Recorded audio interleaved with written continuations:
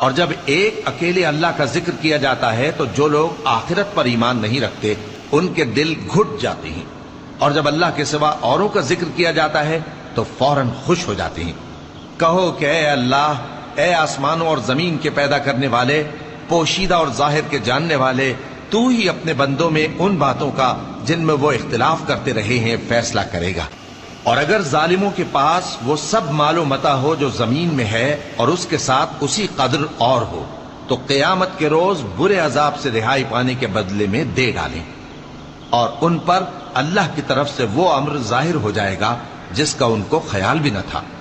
और उनके अमाल की बुराइयां उन पर जाहिर हो जाएंगी, और जिस अजाब की वो हंसी उड़ाते